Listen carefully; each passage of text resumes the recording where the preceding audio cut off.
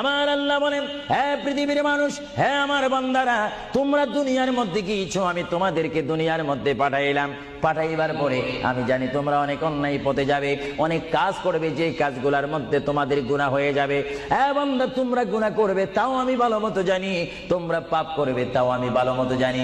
বান্দারে, পাপ করার পরে, গুনাহ করার পরে একাই কি মসজিদের মধ্যে তোমরা কেঁদেছো, রব্বানা যালামনা, বলেন রব্বানা যালামনা আনফুসানা ওয়া ইল্লাম তাগফির লানা ওয়া তুরহামনা লানাকুনান্না মিনাল খাসিরিন বলে বলে মসজিদে কেঁদেছো, আসরের নামাজ পড়ে কেঁদেছো, যোহরের নামাজ পড়ে কেঁদেছো, মাগরিবের পড়ে কেঁদেছো, এশার নামাজ পড়ে কেঁদেছো।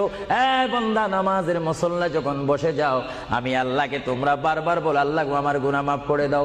তারপরও আমি তোমাদের গুনাহ মাফ করে নেই। তারপরও তোমরা নিশি রাত্রে, মানুষ যখন ঘুমে যায়, তোমার বিবি যখন ঘুম যায়, তোমার ছেলে যখন